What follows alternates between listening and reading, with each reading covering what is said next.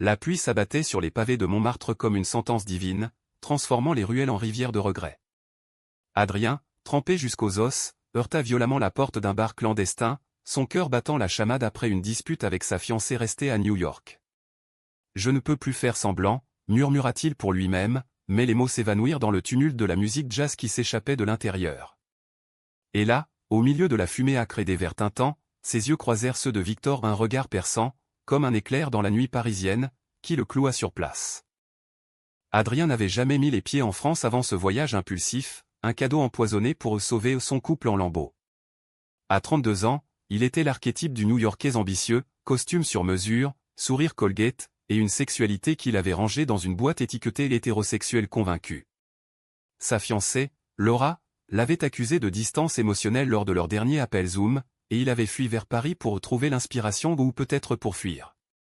Le vol transatlantique avait été un calvaire de turbulences, miroir de son âme agitée. À l'arrivée, l'air chargé d'odeurs de baguettes fraîches et de parfums Chanel l'avait presque réconforté. Presque. Le bar s'appelait le Chat Noir, un vestige du Paris bohème, niché dans les entrailles de la colline sacrée. Adrien s'y était réfugié pour échapper à l'orage, ignorant que ce serait le début d'une tempête intérieure bien plus dévastatrice. Il commanda un whisky sec, ses doigts tremblants serrant le verre comme un talisman. La salle était un mélange éclectique, des artistes tatoués, des touristes égarés, et des Parisiens élégants qui fumaient en chuchotant des secrets. Victor était assis au comptoir, un verre de vin rouge à la main, son profil ciselé par la lumière tamisée d'une lampe art déco. Cheveux noirs en bataille, chemise ouverte sur un torse allé, il incarnait ce je ne sais quoi français qui rendait les Américains fous de jalousie. Leurs regards se heurtèrent à nouveau, et Victor sourit un sourire carnassier, invitant. « Vous avez l'air d'un homme qui fuit quelque chose », lança-t-il en anglais teinté d'un accent roulant, comme du velours sur du gravier. Adrien sursauta, balbutia une excuse, mais Victor glissa déjà un tabouret vers lui. « Asseyez-vous. La nuit est jeune, et Paris pardonne tout. » Contre toute raison, Adrien obéit. Ils parlèrent pendant des heures de la tourmente de la vie new-yorkaise, des amours ratés, des rêves brisés. Victor, 35 ans, était un galeriste d'art contemporain, natif de Lyon mais adopté par la capitale. Il collectionnait les cœurs comme les toiles abstraites, passionnément, sans attache. Au fil des verres, les barrières tombèrent. Adrien confia son malaise, cette sensation d'être un imposteur dans sa propre vie. « Je suis hétéro, tu sais ? » ?»« Enfin, je crois. » Victor rit doucement, ses yeux verts pétillants de malice. « En France, on ne croit pas. On vit. » La pluie cessa dehors, mais à l'intérieur, une chaleur nouvelle montait. Quand Victor effleura son bras, un frisson électrique traversa Adrien à un choc qu'il n'avait jamais ressenti avec une femme. Il se leva précipitamment, prétextant la fatigue, mais Victor le rattrapa dans l'escalier étroit. « Attends. Laisse-moi te montrer la vraie Paris. » Et ainsi, sous un ciel étoilé, ils marchèrent vers la basilique du Sacré-Cœur, où les lumières de la ville s'étalaient comme un tapis de diamants. Cette nuit-là, Adrien dormit chez Victor, dans un appartement haussmannien du Marais, meublé de livres jaunis et de sculptures érotiques. Rien ne se passa pas encore. Mais au réveil, bercé par l'odeur de café et de croissant, Adrien sentit un vide se combler. Victor, torse nu en train de préparer le petit déjeuner, se tourna vers lui avec une tendresse inattendue. « Bienvenue dans le chaos, mon ami. » Adrien rit, mais son rire sonnait faux. De retour à son hôtel, il envoya un message à Laura, « Tout va bien. Besoin de temps. » Mensonge. Le vrai mensonge était qu'il se sentait vivant pour la première fois depuis des années. Les jours suivants furent un tourbillon. Victor l'emmena dans les jardins du Luxembourg, où ils discutèrent philosophie sous les statues de reines oubliées. L'amour n'est pas une ligne droite, Adrien. C'est un labyrinthe. Adrien hocha la tête, fasciné par la fluidité de Victor, cet homme qui embrassait la vie sans chaîne.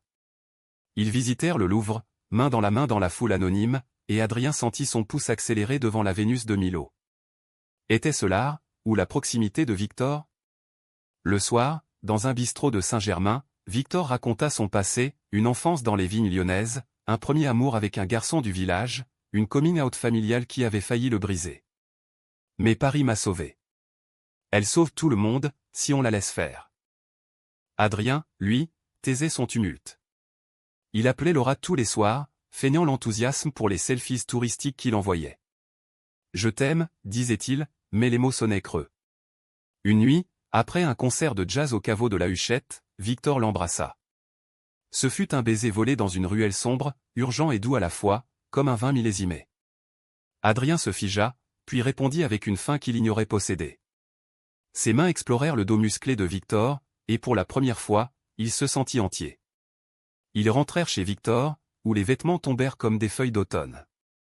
Les corps s'entrelacèrent dans une danse primitive, rythmée par les gémissements étouffés et les murmures en français. « Reste avec moi », souffla Victor au creux de son oreille, et Adrien, perdu dans l'extase, murmura oui. Mais le lendemain matin, la réalité frappa comme un coup de poignard. Adrien se réveilla seul dans le lit king size, le soleil filtrant à travers les voilages. Victor était dans la cuisine, chantonnant une chanson de Piaf. « Bonjour, bel Américain. » Adrien sourit, mais son téléphone vibra, un appel de Laura. « Je rentre bientôt. On se marie en juin. » Son estomac se noua. Il raccrocha, promit tout, puis rejoignit Victor. Ils firent l'amour à nouveau, plus lentement cette fois, explorant chaque courbe comme une carte au trésor.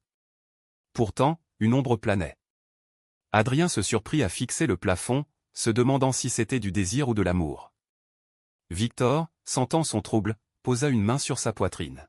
« Qu'est-ce qui te ronge ?» Adrien hésita, puis avoua, « J'ai une vie à New York. Une fiancée. Je ne sais plus qui je suis. » Victor ne jugea pas. Au contraire, il l'embrassa tendrement. « Alors, découvre-le. Paris est faite pour ça. » Ils passèrent la semaine suivante dans une bulle d'intimité, promenade le long de la Seine, dîner aux chandelles dans des brasseries cachées, nuit où leurs âmes se mêlaient autant que leur corps. Adrien apprit à aimer le vin rouge, les fromages affinés, et les regards complices qui disaient tout sans mots. Victor lui montra les coins secrets de la ville, un marché aux puces à Saint-Ouen, un opéra abandonné près de Belleville.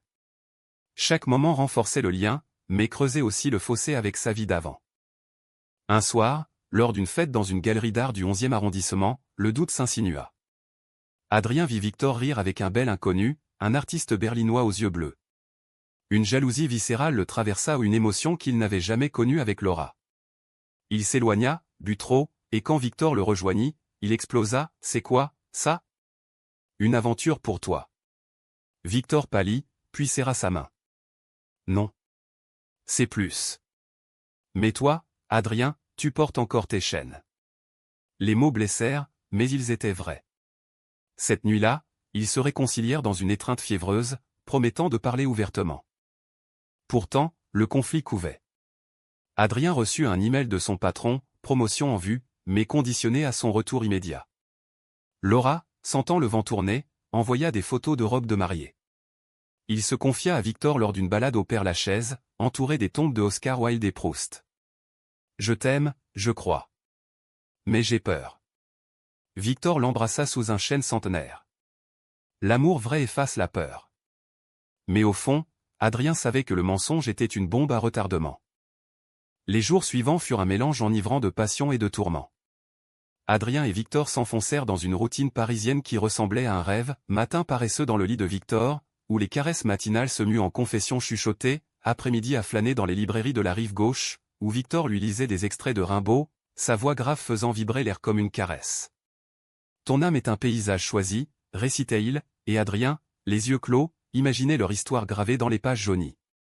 Le soir, ils dînaient dans des bistrots anonymes, partageant des assiettes de foie gras et de confessions. Victor avoua ses peurs d'engagement, forgées par un ex qu'il avait quitté pour une vie normale. Adrien, pour la première fois, parla de son enfance dans le Midwest américain, élevé par un père homophobe qu'il avait modelé en hétéro par défaut. Mais la bulle éclata lors d'une soirée pluvieuse au Moulin Rouge. Adrien avait insisté pour voir le spectacle Cabaret, un clin d'œil à ses fantasmes hollywoodiens de Paris. Assis dans la salle feutrée, entouré de touristes émerveillés, il regardait les danseuses en plumes et paillettes. Victor, détendu, posa sa main sur la cuisse d'Adrien sous la table, un geste possessif, intime. Adrien tressaillit, jetant un regard nerveux autour de lui. « Pas ici », murmura-t-il, le cœur serré. Victor retira sa main, le visage impassible, mais ses yeux trahissaient la blessure. Dans le taxi du retour, le silence fut assourdissant. « Tu as honte de moi ?» demanda enfin Victor, la voix brisée. Adrien secoua la tête vigoureusement. Non. C'est juste. Je ne sais pas comment être. Victor soupira, fixant les lumières floues de la ville. L'amour exige du courage, Adrien. Pas des excuses. Cette dispute planta la graine du doute. Adrien passa la journée suivante seul, errant dans les rues du quartier latin. Il s'assit sur un banc près de la Sorbonne, observant les étudiants amoureux qui s'embrassaient sans crainte. Pourquoi lui, avec son CV impeccable et ses costumes Brooks Brothers, se sentait-il si vulnérable? Il appela Laura, cherchant un ancrage dans le passé. « Je rentre la semaine prochaine », ment-il. « On va s'en sortir. » Mais en raccrochant, il se sentit sale, comme un traître à double face. Le soir, il retrouva Victor dans un café du Marais, où l'atmosphère était lourde de non-dits. Ils se réconcilièrent avec un baiser salé de larmes, mais la faille était là, invisible et grandissante. Victor, sentant le vent tourner, décida de forcer la main du destin. Il organisa un week-end surprise à la campagne normande, louant une maisonnette près d'Honfleur avec vue sur la mer Manche. Loin de Paris, loin des mensonges, dit-il en emballant les valises. Le train les emporta à travers des champs verdoyants, et pour un moment, Adrien oublia tout. La maison était un havre, cheminée crépitante, lit à baldaquin, et un jardin où les roses sauvages défiaient le vent salin. Ils passèrent les journées à marcher sur les falaises, main dans la main, parlant de tout et de rien. Victor confia son rêve d'ouvrir une galerie dédiée à l'art queer, un espace où les histoires comme la leur pourraient respirer librement. « Et toi? Quel est ton vrai rêve, Adrien ?» Celui-ci hésita, puis murmura, « Toi. » Nous. Les nuits étaient un feu d'artifice sensuel, corps enlacés sous les couvertures épaisses, explorant les contours de l'autre avec une urgence renouvelée. Victor était un amant patient, attentif, transformant chaque toucher en poésie. Adrien, libéré des chaînes invisibles, se découvrait des désirs qu'il n'avait jamais osé nommer. « Je t'aime », avoua-t-il une nuit, les vagues en fond sonore. Victor sourit dans l'obscurité. « Moi aussi, mon Américain rebelle. » Mais au matin du troisième jour, un appel de New York brisa l'idylle. Le patron d'Adrien, furieux du retard, exigeait son retour immédiat. Pire, Laura avait découvert des messages ambigus sur son téléphone ou des textos envoyés par erreur depuis l'Europe. « C'est qui ce Victor? Explique-toi. » Adrien paniqua, raccrocha en balbutiant des promesses vides. Victor, qui avait tout entendu, le fixa avec une tristesse infinie. « Tu vas rentrer, n'est-ce pas? » Adrien acquiesça, les larmes aux yeux. « Je dois. Mais je reviendrai. On peut faire ça à distance. » Victor rit amèrement. « L'amour n'est pas un billet d'avion, Adrien. C'est un choix. » Ils rentrèrent à Paris en silence, le train filant comme un reproche. À l'arrivée, Adrien trouva un billet d'avion sur la table de Victor, départ le lendemain. « Va. Et reviens en homme libre. » Ce soir-là fut leur dernière nuit une étreinte désespérée, où le plaisir se mêlait à la douleur, comme un adieu déguisé en passion. À l'aéroport Charles de Gaulle, Adrien embrassa Victor une dernière fois, le goût de sel sur les lèvres.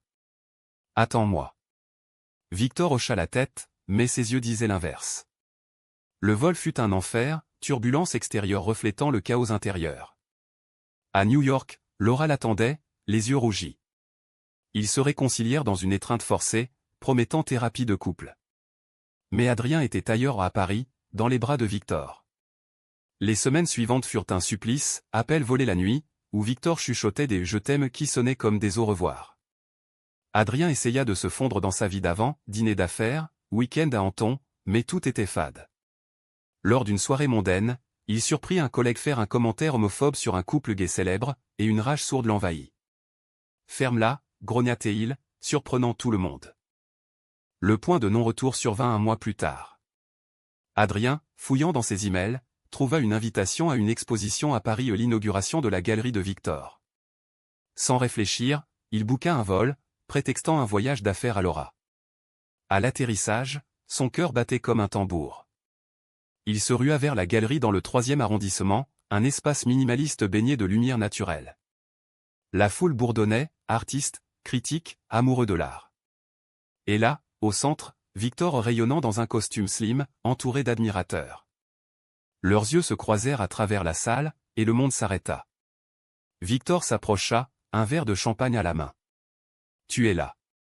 Adrien, la voix tremblante, répondit, je ne pouvais pas te perdre.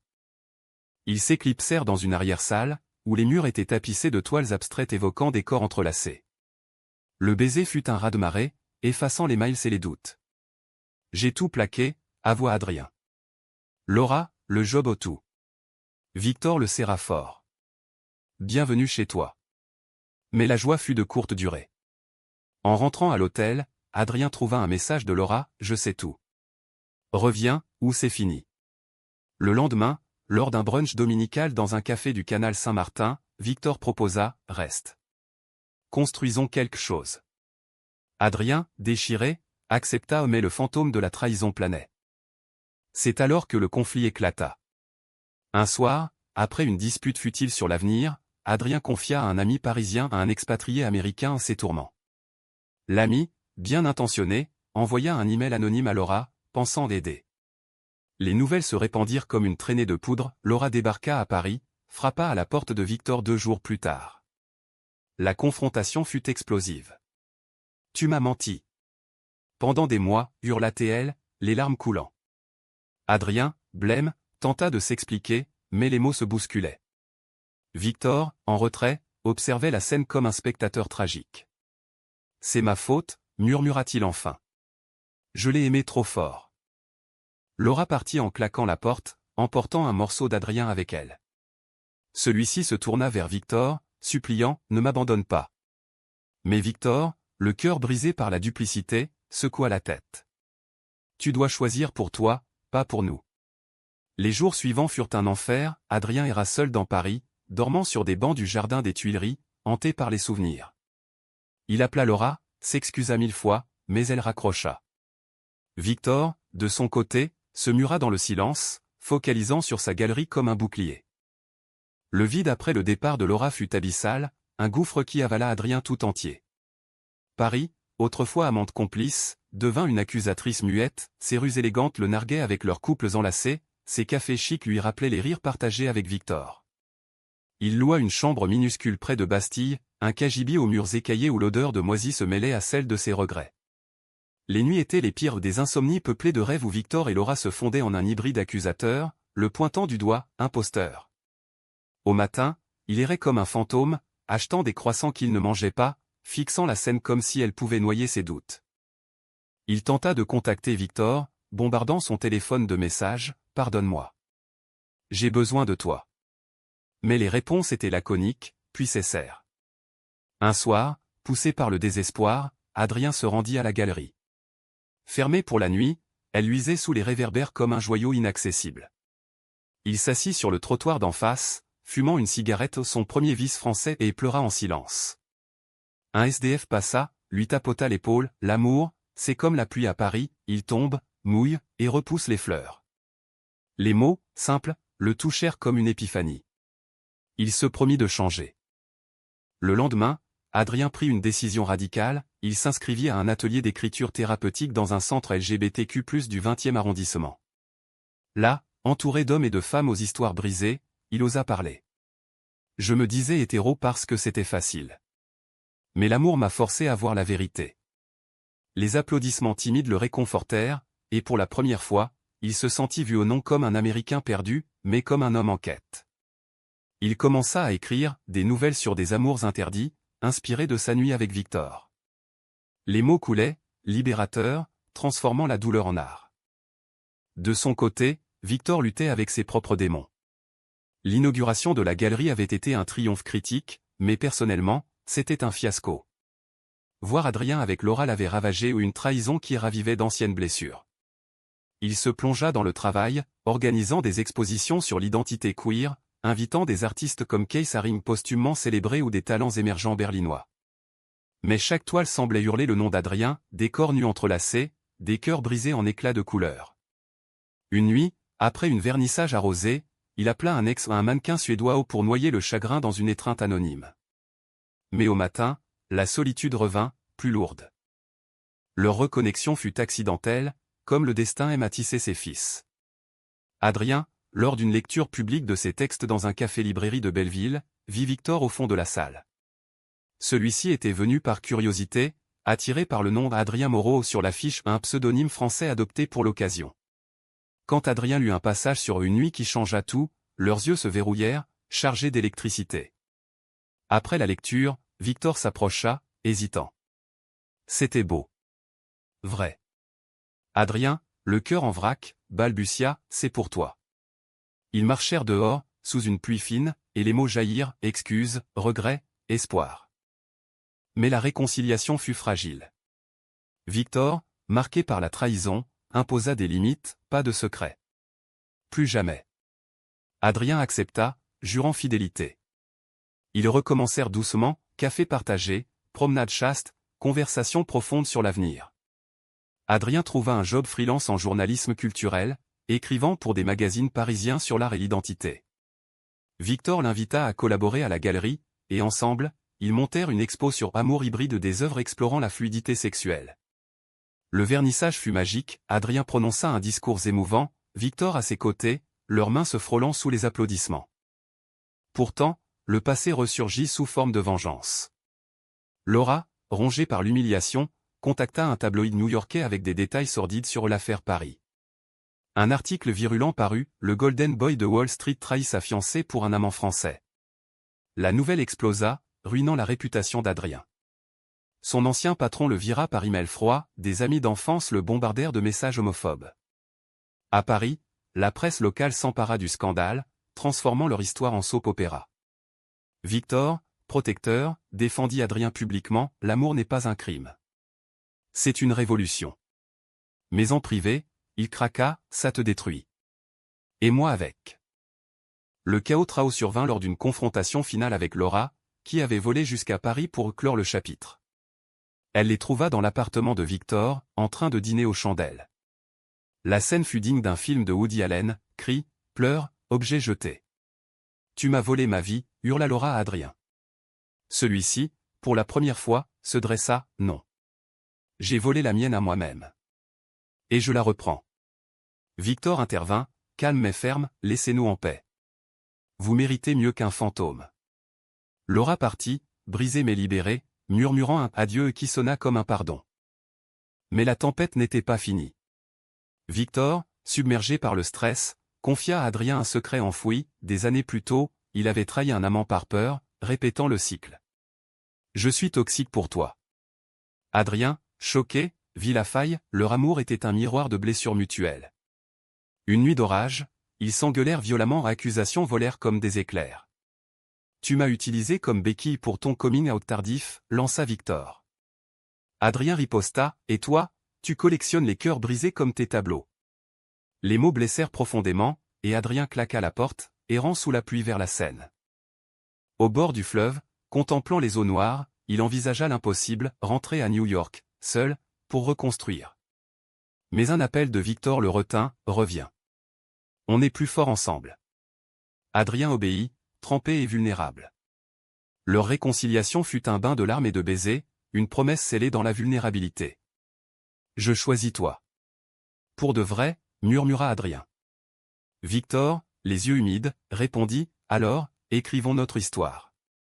Avec le scandale encore frais dans les mémoires, Adrien et Victor se replièrent sur leur bulle, plus solide mais marquée. Paris, indifférente à leur drame, continuait son ballet éternel, vendeur de marrons chauds aux Tuileries, accordéoniste sous les ponts, et l'odeur persistante de lavande dans les pâtisseries. Adrien, libéré de ses chaînes new-yorkaises, se lança corps et âme dans l'écriture.